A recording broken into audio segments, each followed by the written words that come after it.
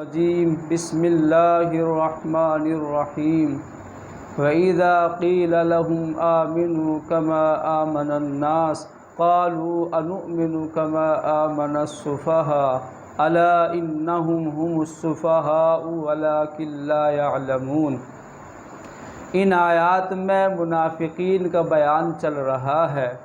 منافقین کی بری عادتوں اور بری خصلتوں میں سے ایک خصلت یہ بیان کی گئی ہے کہ جب اہل ایمان کی طرح ان کو ایمان لانے کے لیے کہا گیا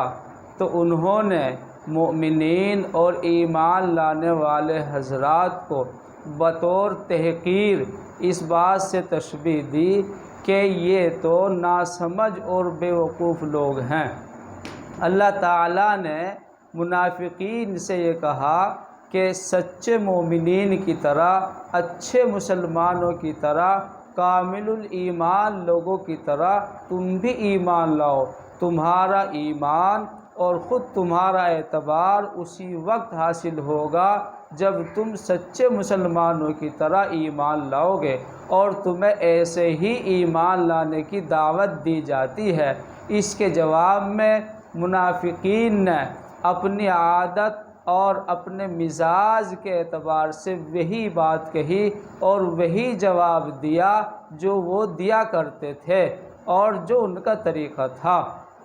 کہ ہم ایسے آدمی نہیں ہیں جیسے تم سمجھ رہے ہو۔ تمہاری بات اے پیغمبر یا اے اللہ، آپ کی بات جن لوگوں نے اتنی آہستہ سے اور اتنی آسانی سے قبول کر لی، ہم اس کو قبول کرنے اور ہم اس کے ماننے والے نہیں ہیں، بلکہ جن لوگوں نے آپ کی بات کو یعنی اللہ کو، اللہ کی بات کو، قرآن کو، رسول کی دعوت کو قبول کر لیا ہے اتنی آسانی سے، ہم اتنی آسانی سے اس کو قبول نہیں کریں گے۔ اور جن لوگوں نے قبول کیا ہے وہ اتنے زیادہ ہوشیار، چالاک، سمجھدار نہیں ہے۔ اللہ تعالیٰ نے ان کے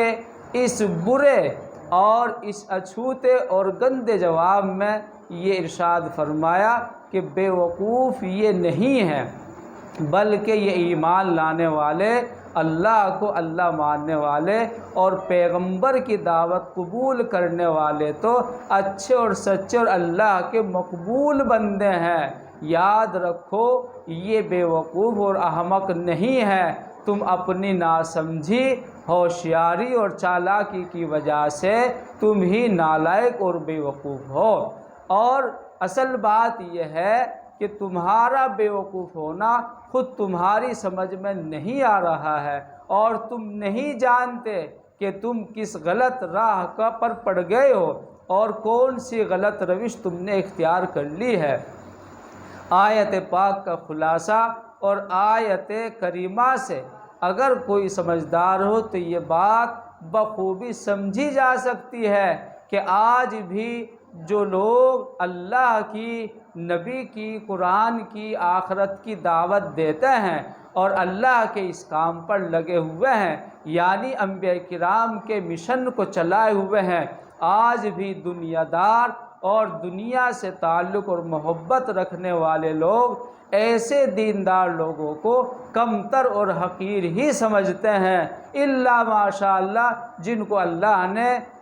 عقل سلیم اور فہم سلیم عطا فرمائی ہو وہ الگ ہیں، لیکن جو قرآن سے، حدیث سے، دین سے دور ہیں، جو دینی ماحول اور قرآنی معاشرے سے لابلد اور ناواقف ہیں، جن کی دنیا اور دنیا کی زندگی ہی سب کچھ ہے، وہ آج بھی اہل قرآن، اہل ایمان اور اہل اعمال پر اسی طرح کا نقد اور تبصرہ کرتے ہیں کہ ان کو قرآن حدیث سے، آخرت سے، دین کے علاوہ اور کوئی کام نہیں ہے۔ دنیا کہاں سے کہاں ترقی کر گئی ہے، جبکہ یہ اصل ترقی نہیں ہے، بلکہ اصل ترقی آخرت کی ترقی ہے جو مومن کا مقصد زندگی اور منزل مقصود ہے۔